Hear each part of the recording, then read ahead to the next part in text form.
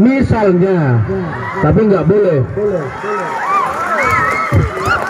Terus si Azril ini dia di luar ngajak si Fani ini keluar dari rumah, izin orang tuanya, naik sepeda motor, jalan. Nggak usah grogi, tenang aja. Latih mental Azril, ya. Kamu hitam kayak saya, jadi reserse nanti nangkep maling. Mereka keluar, kemudian Azril sudah mulai sudah mulai kena hipnotis sama setan. Terus si Azril mencium si Fani, ini segala macam. Dengarkan, ini serius. Kemudian pulang ke rumah, si Fani cerita ke orang tuanya, dari mana aja kamu Fani? Ini Pak, saya dari Watu Ulo. Oh, kok jauh sekali, ya. Ngapain aja Pak? Saya dicium-cium ini segala macam Pak. Sama siapa? Sama Azril. Bapaknya si Fani ini laporan. Bapaknya Fani ini laporan ke Polsek Jenggawa. Akhirnya kita lakukan proses. Diperiksalah Fani, dibawa Fani ini ke rumah sakit, divisum apa-apa yang cedera. Ya, diproseslah. Kemudian Azril kita panggil, diproses juga si Azril, kemudian kita lakukan pemeriksaan. Azril mengakui dan Fani juga mengiyakan. Azril lah jadi tersangka pencabulan. Naudzubillah min dalik. Pasal 81 dan 82 Undang-Undang 35 2014 itu, apabila seseorang melakukan pencabulan, ya, dihukum minimal 5 tahun penjara. Minimal, artinya di sini di wilayah Kecamatan Jenggawa ini tentang narkoba dan obat keras berbahaya itu cukup tinggi. Dan yang kami sayangkan, di antara 8 perkara, 8 kasus itu, ada beberapa anak yang mengkonsumsinya itu masih di bawah umur, anak SMA, dan tidak menutup kemungkinan adik-adik ini sudah mulai kenal, sudah mulai nyoba-nyoba, ya. Baru belajar 1-2 bulan temennya ditendang, lutut temennya dikecik, akhirnya pengkor, ya. Ini peringatan buat teman-teman yang ikut, buat adik-adik yang ikut bela diri, perguruan manapun sama saja.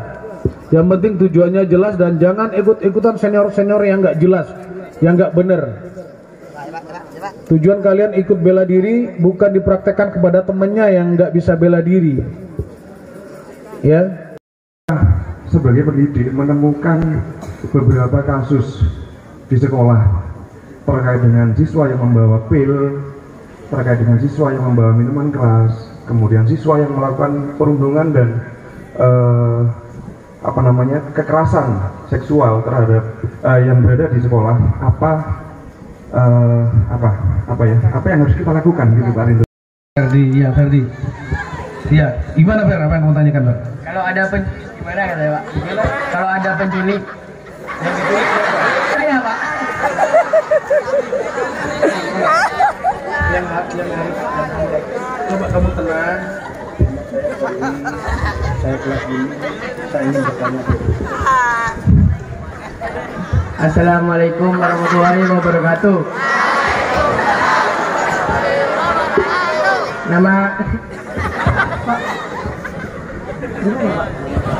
Nama saya Ferdi, terus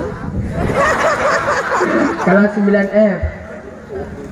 Saya ingin bertanya, kalau ada misalnya kalau ada penculikan, Pak. Kamu mau lari-lari terus? Kalau ada misalnya kalau ada penculikan, Pak. Yang diculik siapa? Saya.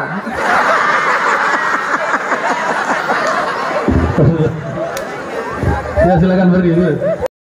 Ya, kalau dalam bahasa bela diri daun melayang langkah 1000. Ya. Jelas? Ferdi? Kelas berapa kamu Ferdi? Pacarmu siapa? Bagus. Ada lagi? Wabarakatuh. Waalaikumsalam warahmatullahi wabarakatuh. Nama saya Misrina Niko dari kelas 8A. Saya ingin bertanya, jika Bapak melakukan penangkapan narkoba, terus barang buktinya kan diamankan. Nah, barangnya itu dikemanakan?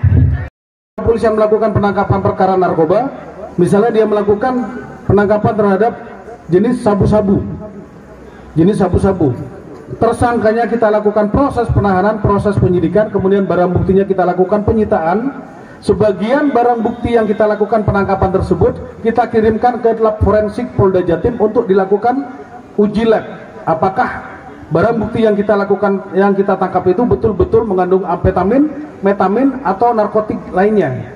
Itu yang pertama. Yang kedua, setelah barang bukti itu dikirimkan lagi dari Polda Jatim, dari lab forensik Polda Jatim ke kami, barang bukti tersebut berserta tersangka kita kirimkan ke kejaksaan.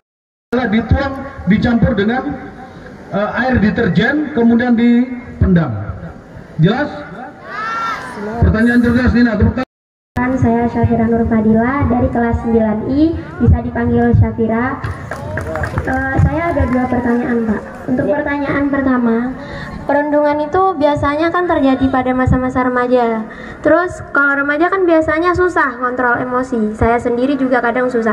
Bisa bagi tipsnya nggak, Pak? Untuk pertanyaan yang kedua, itu tentang pelecehan seksual. Biasanya pelecehan seksual itu kan nggak terjadi